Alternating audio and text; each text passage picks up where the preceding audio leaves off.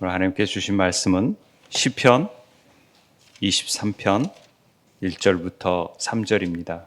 우리가 너무나 잘 아는 말씀이죠. 시편 23편 1절부터 3절까지만 보도록 하겠습니다. 한 목소리로 읽도록 하겠습니다. 시작. 여호와는 나의 목자시니 내게 부족함이 없으리로다. 그가 나를 푸른 풀밭에 누우시며 쉴만한 물가로 인도하시는도다. 내 영혼을 소생시키시고 자기 이름을 위하여 의의 길로 인도하시는도다. 아멘. 그리스도인들이 가장 즐겨 암송하는 성경 구절 하면은 시편 23편을 빼놓을 수가 없습니다. 우리 세운교회 아이들, 자녀들도 다 암송하는 구절입니다. 시편에서도 가장 유명한 구절 얘기하면은 이 시편 23편을 결코 빼놓을 수가 없는 부분입니다. 그런데 제가 개척하면서 한 번도 설교를 한 적이 없더라고요. 너무나도 잘 알고 있는 말씀이고 워낙 유명한 책들도 많이 나와 있고 또 익히 알려진 말씀인지라 굳이 설교할 필요가 없겠다 싶었는데도 이번에 통독하면서 이 시편의 말씀이 더 깊게 좀 다가왔었고 또 한번 설교를 한 번도 안 했네 그러면서 한번 설교를 한번 해보고 싶다라는 마음이 들었습니다. 해보고 싶다라는 말이 좀 그렇지만은 이걸 가지고 더 은혜를 함께 나누고 또 이 정말 시편 23편이 우리가 그렇게 회자되는 만큼 진정한 의미를 알고 우리가 제대로 이 시편을 암송하고 있는지 너무나 상투적으로 우리가 주기도문 그냥 외우듯이 너무나도 귀한 말씀을 이렇게 쉽게 넘어가는 건 아닌가 하는 마음에서 시편 말씀을 준비를 했습니다. 그런데 이 1절 한 절 하는데 시간이 다 갈 것 같아요. 준비하다가 사실 끊었어요. 그래서 3절까지만 해보려고 합니다. 사실 23편이 목가적이고 전원적이고 굉장히 상상을 이렇게 나래를 펼 수 있는 멋진 풍경이 펼쳐지는 것 같은 느낌을 받고 우리는 그런 그림을 대하곤 합니다만은 사실 이 시는 굉장히 시인이 절박하고 사망의 음침한 골짜기를 다니는 듯한 어려움 속에서 쓰여졌던 시라는데 더 큰 의미가 있다라는 것을 발견하게 됩니다. 그래서 이 시편을 통하여서 하나님과 관계가 어떠한지 또 도대체 시인이 양을 치는 목자로서 자기가 양이 되어보고 하나님이 목자라는 생각을 가지고 어떻게 이 표현을 했는지를 함께 나누고자 합니다. 여호와는 나의 목자시니 내게 부족함이 없으리로다. 1편이 이렇게 시작이 됩니다. 원어를 보니까 다윗의 시 여호와는 나의 목자시다 이렇게 되어 있습니다. 다윗이 이렇게 쓰여졌다는 것을 분명히 밝히고 있는 시편 중에 하나입니다. 여호와는 나의 목자시다라는 생각을 이렇게 딱 묵상을 하는데 굉장히 감동이 밀려왔어요. 나의 목자라는 말에도 감동이 밀려왔지만 여호와라는 말이 더 새롭게 저한테는 느껴졌습니다. 왜 하나님도 아니고 하나님 여호와도 아니고 여호와라고 했을까? 우리가 이런 부분을 늘 제가 그 신약을 읽을 때도 얘기를 했습니다마는 구약은 하나님 여호와, 여호와 하나님, 어쩔 때는 여호와, 어쩔 때는 하나님으로 나타나시는 그 의미들이 다 다르게 적용되고 있습니다. 그런데 우리는 그냥 하나님 이름이니까 그냥 어쩔 때는 하나님이라 했다가 우리는 아무렇지도 않게 그냥 여호와라고 했다가 이런 걸 구분 없이 쓰고 있습니다. 근데 그런다고 틀렸다고 할 수는 없지만은 의미를 알고 있으면 더 새롭게 느껴지는 부분인 것이죠. 특별히 여호와라고 고백하는 시인의 그 의미가 뭔지를 알고 우리도 그렇게 고백한다면 좀 달라질 거라는 생각이 듭니다. 신약에 와서 여호와라는 말은 한 번도 사용한 적이 없습니다. 신약을 읽으면서 여호와라는 말을 들어본 적이 있습니까? 왜냐하면 그분이 오셨기 때문에 구원의 하나님이 이 이 땅에 오셨기 때문에, 약속의 하나님이 이 땅에 오셨기 때문에 그렇습니다. 여호와라는 이름은 출애굽기에 우리가 잘 알다시피 모세가 누가 나를 보냈냐고 할 때 나는 스스로 있는 자니라 라는 말을 통해서 나는 너희 조상의 하나님 여호와다, 이런 얘기를 합니다. 이 이름은 영원한 이름이고 대대에 기억할 나의 칭호다 라는 표현으로 여호와의 이름을 언급하셨습니다. 여호와라는 말은 그 뜻이 스스로 있는 자라는 의미가 되겠지요.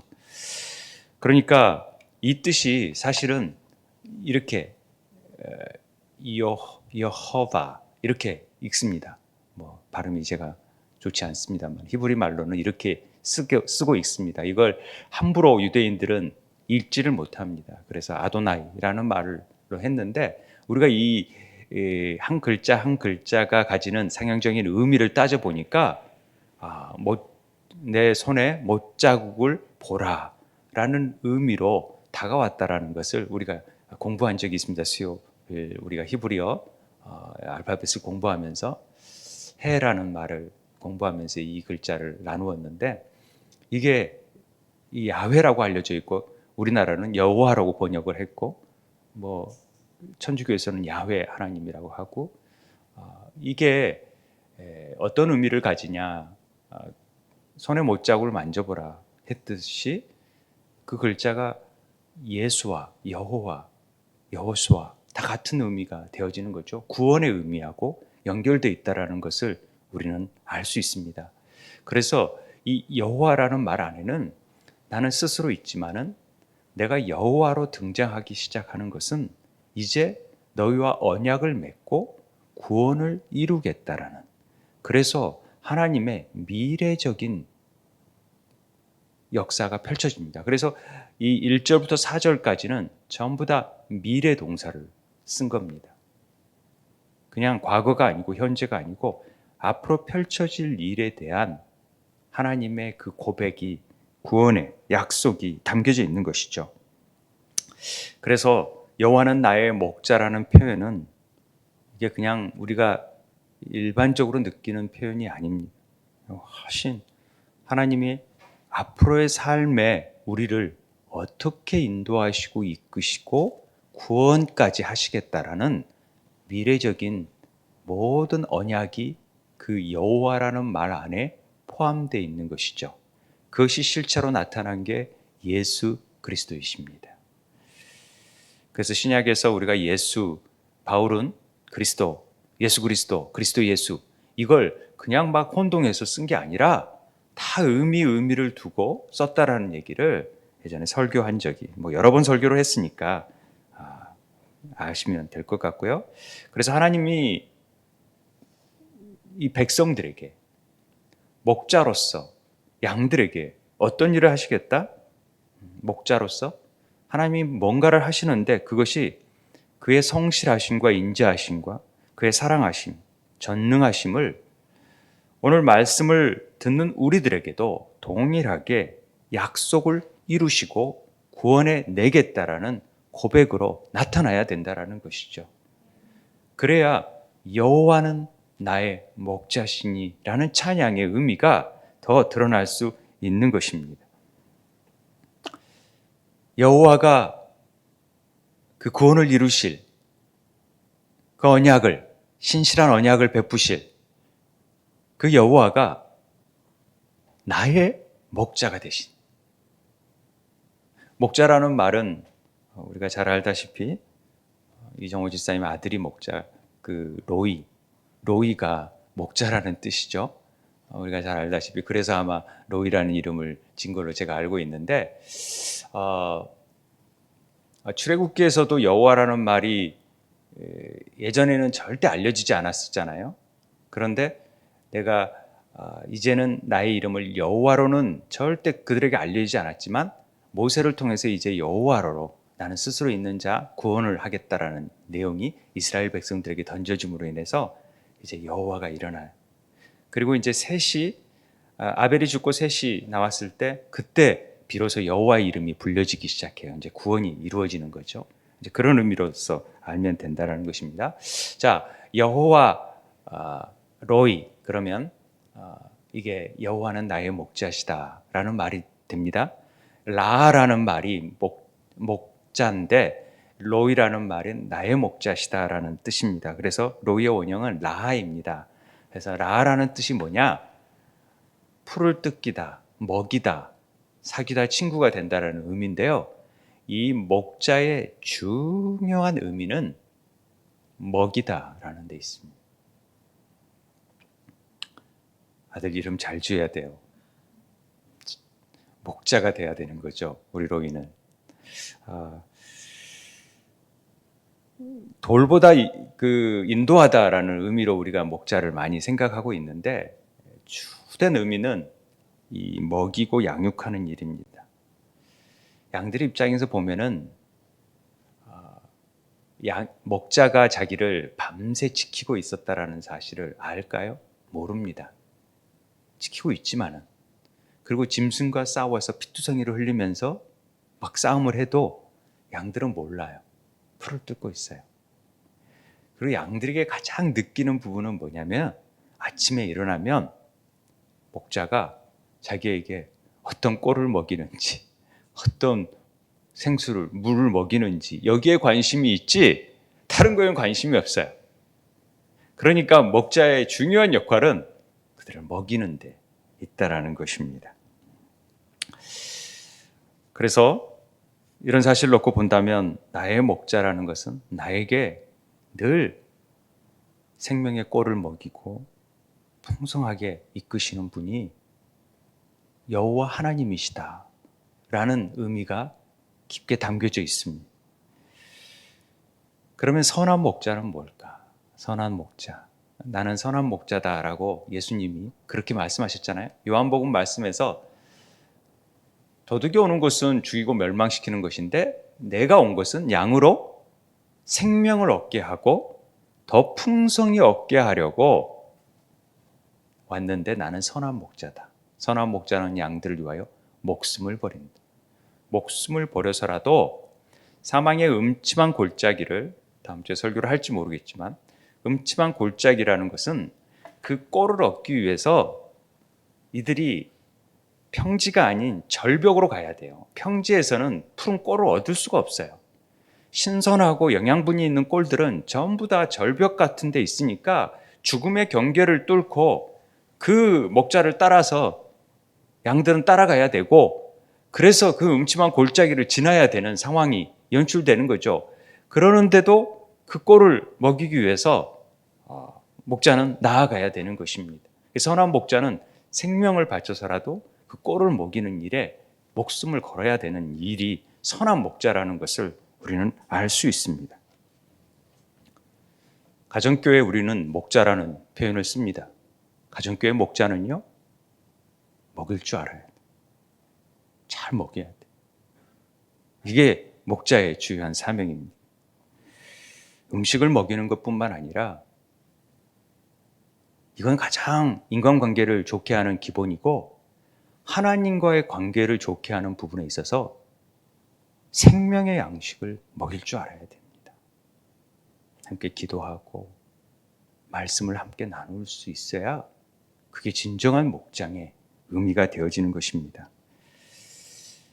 유대 광야에는 다윗이 활동했던 유대 광야는 푸른 풀밭이 없어요. 늘 사막이었어요. 그런데 겨울에 우기가 내리면 그래도 조금 풀들이 자라기 시작하면 그게 너무 귀한 거죠. 그래서 풀이 어디에 자라는지, 어디를 가야 풍성히 먹을 수 있는지 그걸 알기 위해서 애썼다라는 것이죠. 그런 고민을 양들이 할 필요가 있을까요? 저는 없다고 생각합니다.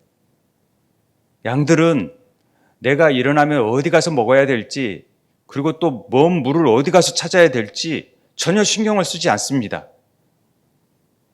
누가 신경 써요? 목자가 신경 씁니다.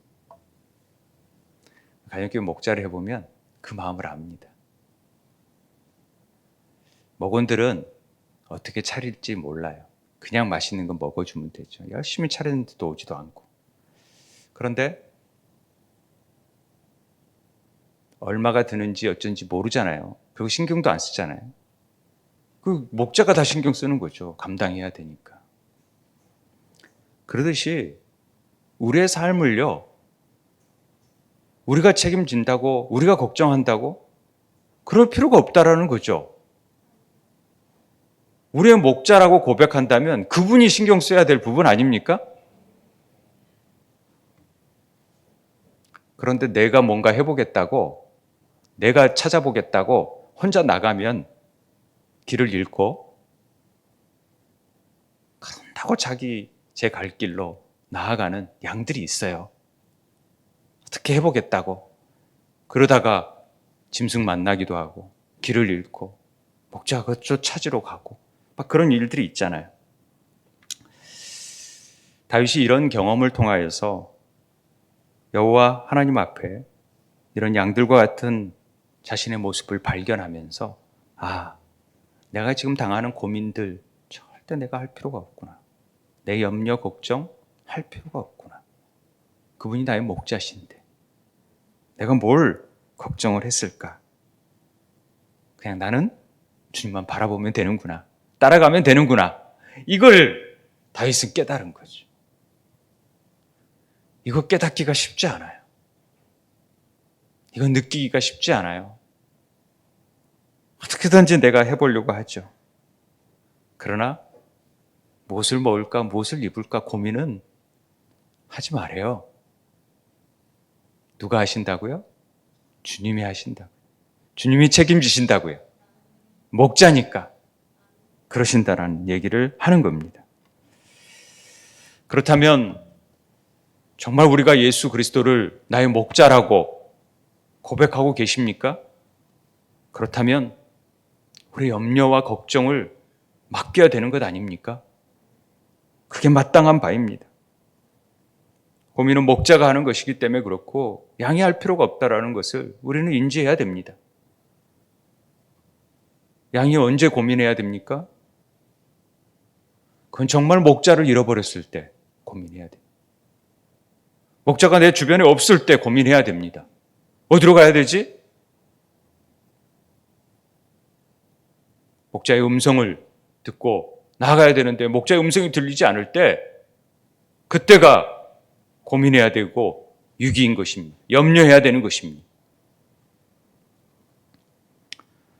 선한 목자는 우리가 도덕적으로, 인간적으로 희생적인 그런 목자의 이미지도 있지만 더 분명한 것은 생명의 꼴을 먹일 수 있어야 되고 언제든지 우리들에게 필요한 것을 채울 수 있는 분이어야 된다는 것입니다. 이걸 보면서 제가 묵상하면서 목회자가 뭘까? 우리 목자가 뭘까? 이런 부분을 더 묵상하게 되었습니다. 제가 가진 목회적인 관념, 참 목자상이 과연 뭔가를 한번 되짚어 보았습니다. 좋은 목사님들이 많이 있어요. 그런 목사님들은 사랑의 목자라는 얘기를 많이 들어요. 인간관계에 있어서 굉장히 성실함으로 언제든지 가서 같이 울어주고 같이 느껴주고 저는 이런 바탕이 있어야 된다고 생각합니다. 그런 면에서 저는 참 그런 부분이 좀 약한 부분이 있습니다만은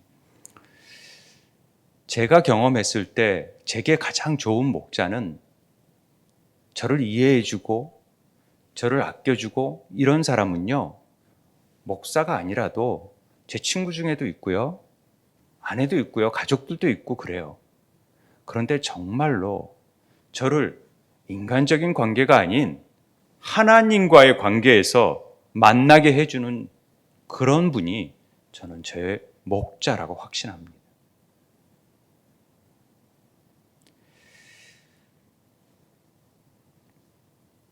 인간적인 관계를 제가 필요 없다라는 얘기가 아니지만은 거기서 끝나버리면 아무 의미가 없어요.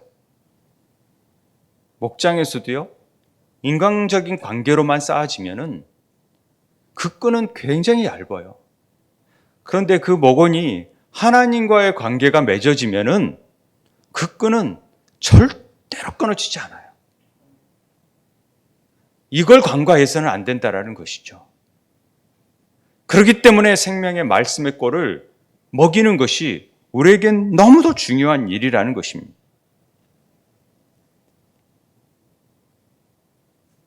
밥을 많이 사준다고 절대 그리스도께 붙들리는 삶을 살지 않습니다. 결국 영혼들이 그리스도께 붙들리는 것은 저는 그가 말씀을 통해서 하나님을 만나게 됐을 때 그 영혼이 철저히 절대로 끊어지지 않게끔 하나님께서 붙드시는 것을 보게 됩니다. 저는 그런 면에서 목자의 참 목자상을 찾습니다. 여러분들이 조금은 좀 힘들 수도 있을지 모르겠지만 제가 여러분들이 미워서 또 힘들게 하려고 말씀을 읽으라 그러고 댓글을 쓰라고 그러겠습니까? 저는 싹군 목자입니다. 싹군 목자는 당연히 제가 해야 될 일이 그 값을 해야죠. 돈을 받는데 그 값도 못하면 그게 목자입니까? 그러면 제가 할 수 있는 일은 어떻게 하든지 예수를 만나게 하고 어떻게든지 말씀을 보게 하고 그게 제 임무입니다. 꼴을 먹여야 되는 게. 그걸 못하면 그게 목자라고 할 수 있습니까? 그냥 저도 인간관계를 좋게 하고 밥 먹고 같이 놀고 그러면 얼마나 편해요. 서로 관계가 좋지요. 그렇게 해서 뭘 해요? 좋은 인간관계 쌓아가지고 하나님 나라에 가서 내가 뭐하고 왔냐? 왜 재밌게 잘 지내다 왔습니다. 너 그거 해라고 내가 보냈냐? 아니라는 거죠. 왜 우리 교회가 그런 부분에 제 목회의 방향이 왜 그런 부분인 것을 이해하지 못하면 절대 안 됩니다. 제게 사랑을 베풀어 준 목사님들이 참 많습니다. 하나도 기억이 안 나요. 그런데요, 저한테 잊을 수 없는 것은 제가 말씀을 분명히 깨닫도록 이끌어 주신 분이 정말 생각납니다. 그리고 저는 그게 참 목자라고 저는 생각합니다. 제게 있어서 참 목자라고. 제가 하나님을 알 수 있도록 만들어 주셨고 생명의 꼴을 먹도록 제가 어렸을 때 잘 씹어 주셨고 그 가르침이 뭔지를 가르쳐 줬던 그분이 제게 목자라고 저는 확신합니다. 그러나 저는 참 목자가 될 수 없습니다. 이게 있다고 저는 노력해서 가이드를 해줄 뿐이죠. 근데 진짜 목자는, 진짜 꼴을 줄 수 있는 분은 우리 삼위의 하나님, 예수님이시고 성령님이시고 여러분 그분들을 통하여서 하나님의 말씀을 더 깊게 만날 수 있도록 저는 중매적인 역할만 할 뿐이지 그분을 통해서 만나서 생명의 꼴을 얻어야지만이 풍성한 삶을 누릴 수 있다는 것입니다. 그래야 나의 목자라는 고백을 자신 있게 할 수 있는 것이죠. 그분이 목자가 되시면 우리 삶에 부족함이 없답니다. 이게 이해가 됩니까? 주님은 나의 목자시니 내게 부족함이 없으리로다. 앞으로도 없을 것입니다. 정말 부족함이 없어요? 그래요? 네. 우리의 기도는 늘 부족함을 채워달라고 기도합니다. 안 그렇습니까? 늘 부족하니까 달라고 그러는 거 아닙니까? 참 이게 어려운 거죠. 근데 왜 다윗이 부족함이 없다 그랬을까? 그의 삶은요, 지금 넉넉한 게 아니에요. 그런데도 부족함이 없다라는 표현을 왜 했을까? 이 핫제르라는 단어, 핫세르. 이 핫세르라는 단어가 부족하다, 필요하다, 감소하다는 단어인데요. 이 단어 하나가 우리 히브리 알파벳을 공부하지만 참 놀라워요. 이 헤트, 지난주에 했던 헤트로 시작되는 말이잖아요. 이 부족하다라는 표현은요, 하나님의 울타리 안에 십자가 안에서 세워지고 사메드가 세워지고 레쉬라는 말이 이렇게 하나님의 사람으로 쓰는 겁니다. 그러니까 십자가 안에서 하나님의 울타리 안에서 세워져야 될 자들이 세워지지 못하면 역으로 부족한 것입니다. 울타리 밖에 있으면 죄인이 되듯이, 울타리 안에 있으면 은혜가 되듯이, 이 헤트라는 단어가 그렇게 연결되어 있는 것입니다. 그래서 우리가 이거 설명할 때 울타리거든요. 헤트라는 단어가 상징적인 의미는 울타리 안에 있으면 생명으로 보호받고 분깃을 받고 은혜를 받는데 그 밖에 있으면 죄다라는 의미로 나누었던 기억이 납니다. 그러니까 부족함이 없다라는 것은 물질적인 측면이나 환경적인 측면을 얘기하는 것이 아니라는 것을 우리는 이해할 수 있습니다. 우리 삶이 잘 나가고 물질이 어려움이 없어도 부족함을 느낄 수가 있거든요. 안 그렇습니까?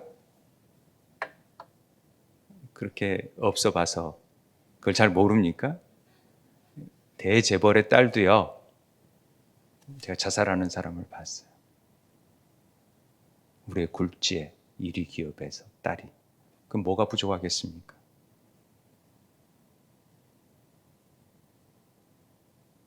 그리고 많은 명성을 얻은 사람들이 뭐가 부족하다고 극단적인 선택을 합니까? 물론 그 나름대로의 뭔가가 부족함이 있었기 때문에 그랬겠죠. 물질적인 의미가 다가 아니라는 것입니다. 부족함이란 우리가 언제 부족해지냐면은 그 울타리 안에 벗어날 때 부족한 것입니다. 왜요? 그때부터 내가 세상을 버팀목 잡아서 살려고 하니까, 세상의 것들과 비교하고 세상의 것들과 부족한 것들을 느껴지니까 그것들을 채우기 위해서 힘쓰다 보니까 늘 부족함이 채워줄 수밖에 없는 삶을 사는 것입니다. 그런 삶이 이 핫세드라는 말 속에서 그런 삶이 결핍된 삶이고 파괴된 삶이고 구제될 삶이다, 이렇게 표현하는 말이 그 핫세드의 의미입니다. 다니엘서에서 이런 표현이 나오죠. 메네메네 데겔 우바르신. 저울에 달아보니까 부족함이 보였다라는 겁니다. 데겔. 이 말은 벨사살 왕이 하나님 보시기에 부족했던 거예요. 하나님 은혜 밖에 있어버린 거예요. 그리고 그는 이제는 하나님께 버림받은 인생이 되어버린 거예요. 사망인 거예요. 생명이 아니라 죽음인 거예요. 버려버리는 거예요. 그 부족했다라는 표현으로 나오는 것입니다. 그리스도와 함께하지 못하면 부족함이 있을 수밖에 없습니다. 그들이 많은 걸 가진 것 같고 벨사살 왕은 모든 것을 소유했지만 그의 생명이 없으면 아무것도 없는 것이죠. 무야, 무. 은혜를 받지 못하면, 생명을 받지 못하면 그게 부족한 것입니다. 그런데 어떤 사람이 부족하지 않느냐, 부족함이 없느냐, 그거 예수 그리스도 안에 있는 자들입니다. 생명의 울타리 안에 들어와 있는 자들입니다. 여호와가 나의 목자라고 고백하는 사람들입니다. 그러면 그분이 책임을 지시니까 그렇죠. 십자가에 달린 예수 그리스도를 버팀목 삼아서 주님과의 친교하면서 관계를 가지고 진리를 높이 세우고 거듭나서 주님과 함께 시작하고 새로운 창조를 이루는 사람들이 그 핫세르 단어 안에 포함되어 있는 의미입니다.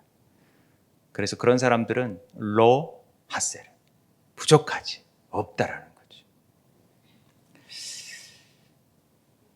믿어주세요? 여전히 예수 그리스도 안에 있어도 늘 배고프고 우리는 부족한데 이게 별로 느껴지지 않잖아요. 시편 34편을 보면은요, 우리가 잘 읽었지만은 다윗이 아비멜렉 앞에서 미친 체 하다가 지은 시라는 제목이 되어져 있습니다. 그가 어떤 고백을 하냐면요, 여호와를 경외하라. 그를 경외하는 자에게는 부족함이 없다. 이런 표현을 합니다.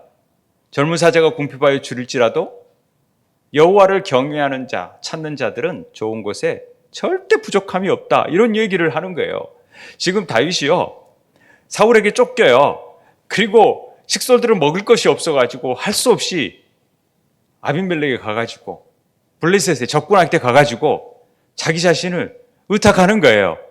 그런데 쟤 다윗 아니야? 장수 아니야? 그러니까 좀 모자란 척 하는 거예요. 정신 나간 척 하는 거예요. 아니, 침을 질질 흘리면서 미친 척 하는 거예요. 나 좀 모자랍니다. 그냥 나 걷어주세요. 난 그래도 힘은 있어요. 이런 표현을 하는 겁니다.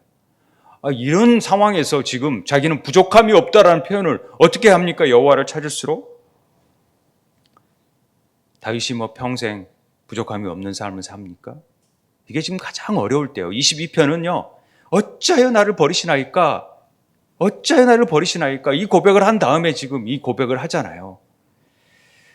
다윗이 부족함이 없다라는 말은 내가 지금 부족하고 비워지고 결핍되고 없어질수록 더 나는 하나님을 향한 갈망으로 채워지고 있습니다. 라는 표현입니다.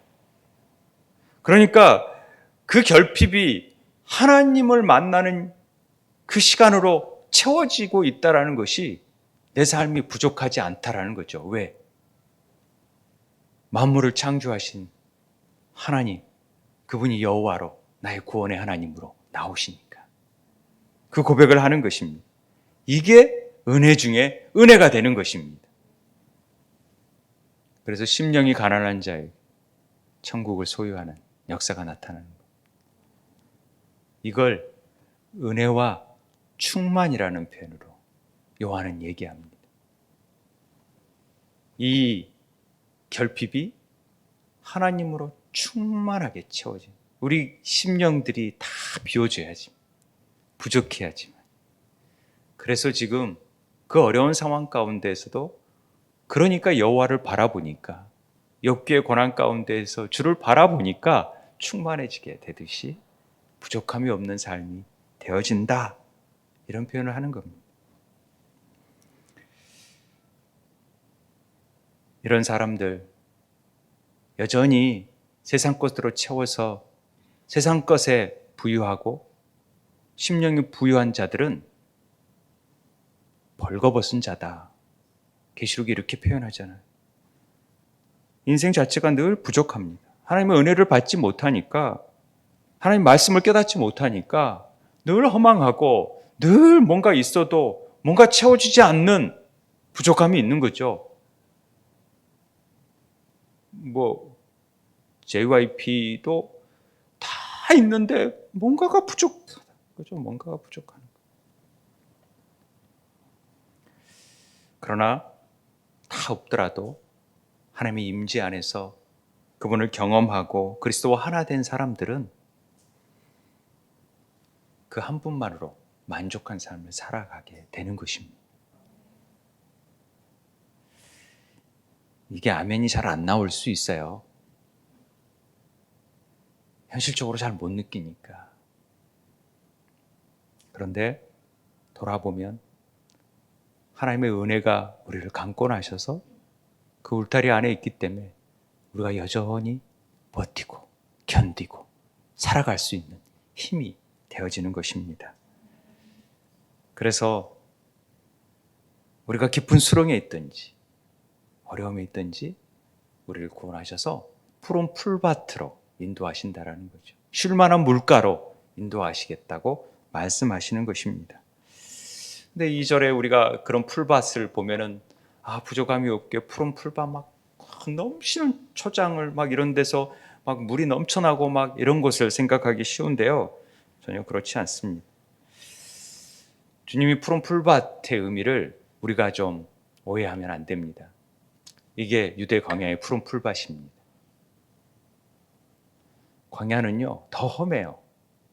풀 한 폭이 없어요. 그런데 겨울 우기가 됐을 때 이런 풀이 나기 시작해요. 이게 푸른 풀밭입니다. 우리야 막 목초지에서 막 풀이 막 넘쳐. 이런 정도가 이제 가장 풀이 많이 났을 때. 근데 이게 항상 있는 게 아니라 금방입니다. 그렇기 때문에 목자들은 또 양을 이런 지근결에서 하루에 먹일 때도 있지만은 몇 달을 돌아다니면서 목양을 해야 되고 천막을 치면서 거하면서 양들을 먹여야 될 때가 있는 것입니다. 그 풀이 없을 때는 막 계곡 같은데 를 올라가면서 그 죽음 따라서 양들이 막 그걸 쫓아가면서 막 생사를 넘나드는 고생을 하는 것이죠. 그런데 주님께서 우리에게 주시는 그 푸른 풀밭이 어떤 것이냐?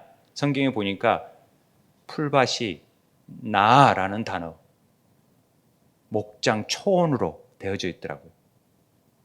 이 나는 똑같은 나에서 나온 말이지만은 아름답다, 어울리다, 정당하다, 알맞다. 4998이고 4999잖아요. 한 단어 한 차이인데 이렇게 되어집니다. 이게 어울리다라는 동사에서 나온 말이죠. 그러니까 가장 우리에게 아름답고 어울리는 장소로 인도하시는 것입니다. 막 너무나 큰 돈을 줘가지고 어울리지 않는 장소로 인도하는 것은 하나님의 인도하심이 아니에요. 그냥 우리 삶 속에서 가장 알맞은 곳으로 인도하시는 것이죠. 이게 풀밭의 의미입니다. 그런데 제가 이걸 글자를 한자 한자를 보면은요, 참 놀랍다는 생각이 드는 게, 이 눈은 우리가 배우지 않았지만 물고기를 의미합니다. 그래서 눈이라는 말은 물고기가 예수님의 구원의 의미로 초대교회 때는 그렇게 표현했잖아요. 그러니까 구원, 탈출, 생명, 씨앗의 의미를 가지고 있고요. 이 알레프는 우리가 배웠죠. 황소의 의미인데 힘, 지도자, 하나님, 나, 가르치다, 진리 이런 의미가 있어요. 그 다음에 해라는 것은 숨구멍, 성령, 예배, 계시, 보라, 예배 이런 것들 다 우리가 수요일 날 공부를 했었는데, 그래서 푸른 풀밭이 뭐냐? 예수 그리스도를 통하여서 죄에서 탈출하고 구원받고 생명을 얻고 새로운 씨앗을 가진 자들이 힘이신 하나님을 깨닫고 죽었던 자들이 살아나서 숨을 쉬게 되고 주님과 함께 예배하고 기도하는 것이 바로 그런 장소가 푸른 풀밭이라는 것입니다. 이해되십니까? 그러니까 우리 심령이 푸른 풀밭이 되어져 있어요. 심령이 정말 하나님의 구원의 감격을 가지고 그 생명을 가지고 하나님을 예배하고 성령의 인도하심 안에서 나아가는 그곳이 우리는 푸른 풀밭이다. 이런 의미로 이 나라는 단어가 되어져 있다는 것입니다. 그 풀밭이 어디입니까? 교회를 상징하고 있어요. 교회를. 우리를 푸른 풀밭으로 인도하시는 거예요. 교회 안에서. 그래서 이곳에서는 생명이 잉태돼야 되고 이 하나님을 경배해야 되고 성령의 역사하심이 있어야 돼요. 말씀과 기도로 거룩해지는 일들이 나타나야 되는 것이죠. 서로 섬기고 나누고 감사하면서 찬양하는 곳이 우리 교회 아닙니까? 그런데 교회만 그런 것이 아니라 우리의 가정도 그렇게 돼야 되지 않겠습니까? 가정이 푸른 풀밭으로 돼야 되죠. 항상 예배하고 하나님을 경배하고 우리 직장도 그렇게 되면 얼마나 좋겠습니까? 직장이 푸른 풀밭이 돼야 됩니다. 하나님은 우리를 그런 곳으로 인도해 가신다라는 거죠. 우리를 통하여서 여호와가 나의 목자가 되셔서 내가 그곳으로 인도함을 받으면 내 직장이 그런 풀밭이 될 수 있게 되길 바랍니다. 내 가정이 푸른 풀밭이 되기를 바랍니다. 우리 교회가 푸른 풀밭이 되기를 원합니다.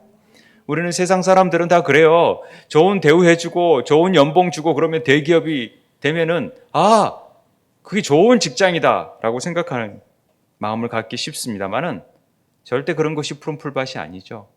자기에게 가장 합당하지만 예수 그리스도와 호흡할 수 있고 정말 그분을 경배할 수 있는 곳이 된다면 그곳이 예배하는 곳이 되어지는 것입니다. 푸른 풀밭이 되어지는 것입니다. 재벌집에서 태어나고 좋은 혜택을 받는다고 절대 푸른 풀밭이 되어질 수 없습니다.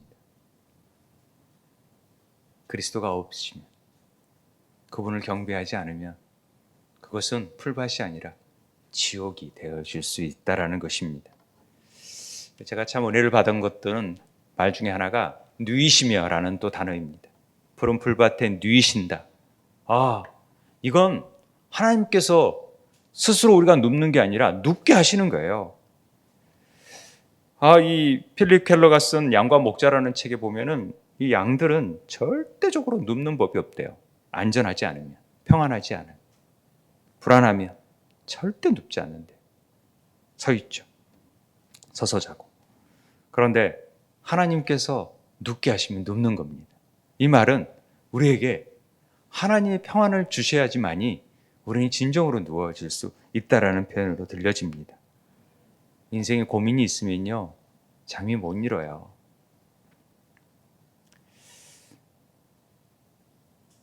저도 고민이 있는지 잠이 잘 안 와요. 그런데도 이렇게 살아가는 건 하나님이 눕게 하시니까, 어떻게든지 눕게 하시니까 그래도 살아가는 것 같아요. 어떤 폭풍우와 어려움 속에서도 하나님이 눕게 하시면 우리는 평안해질 수 있습니다. 저런 상황에서 어떻게 저렇게 잠을 자지? 베드로 내일 죽고 감옥에서 어떻게 저렇게 코를 골면서 졸지? 깨워도 안 일어나지? 그건 하나님이 주시는 평안이 있기 때문에 우리가 눕게 되는 것입니다. 이게 한 번으로 끝나는 게 아니라 계속해서 눕게 하시겠다라는 진행형으로 되어져 있습니다. 저 여러분의 풀밭은 어디입니까? 아무리 좋은 직장을 가지고 있어도 그 안에 불편하고 직장 상사하고 별로 안 좋으면은 그 직장 푸른 풀밭이 될 수가 없습니다. 아무리 대기업이고 뭐 그러더라도 다 그만두잖아요. 가정이 푸른 풀밭이 돼야 되는데 늘 들어가면은 큰 소리 나고 그러면 아이들이 뭐 들어가고 싶겠습니까? 그렇지 못하죠. 교회 생활에서도 교인들과 관계가 불편해지면은 그게 푸른 풀밭이 됩니까?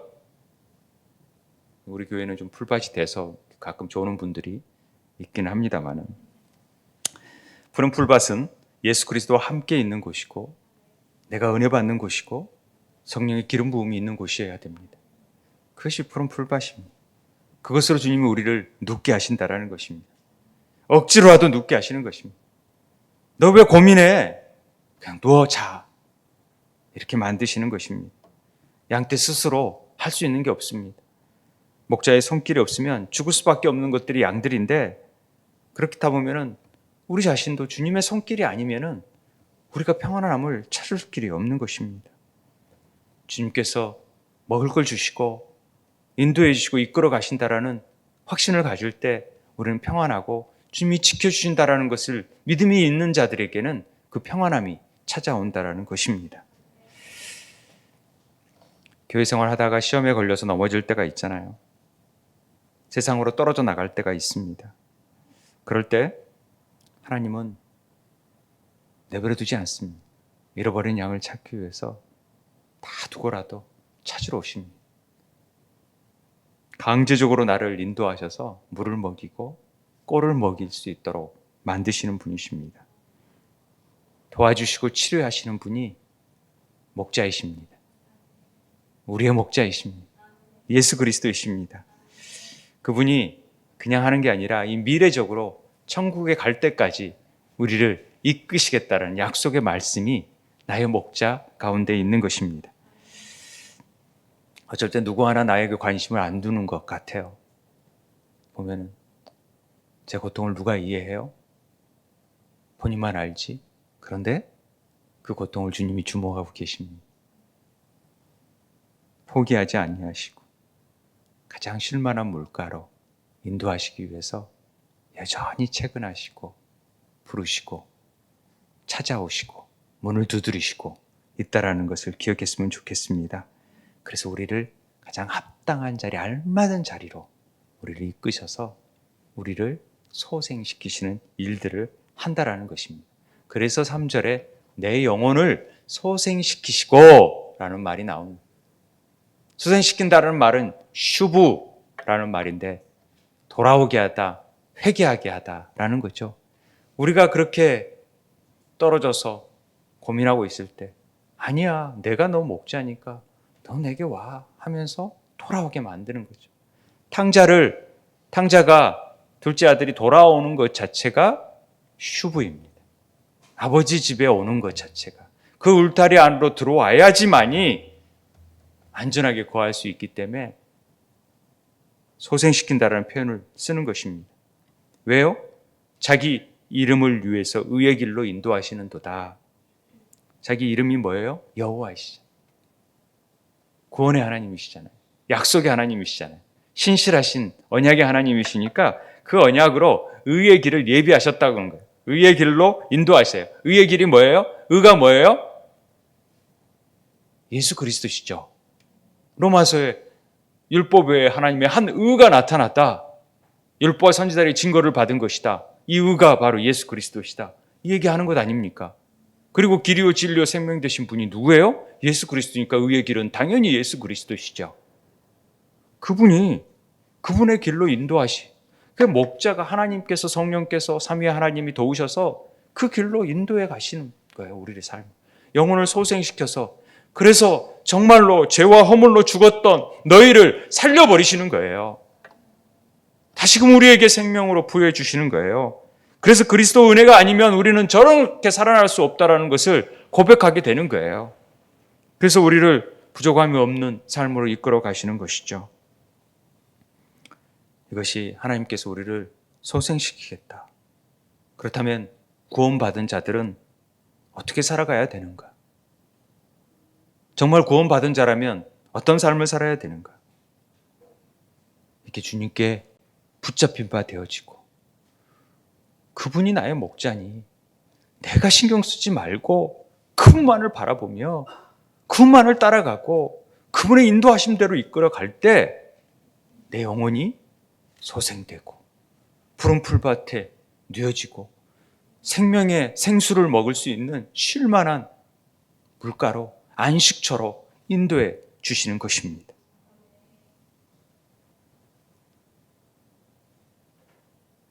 우리 영혼이 오늘도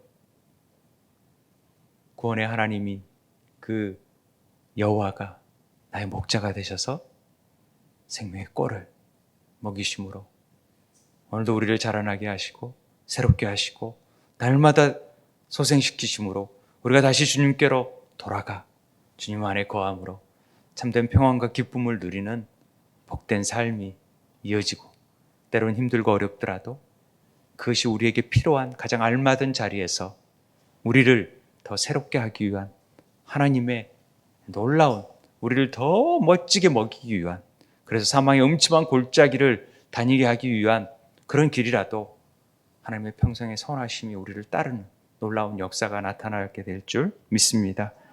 그런 주님의 은혜를 생각하면서 여호와가 나의 목자이심을 다시 고백하게 해 주십시오. 우리 함께 기도했으면 좋겠습니다. 이 시간 기도하겠습니다.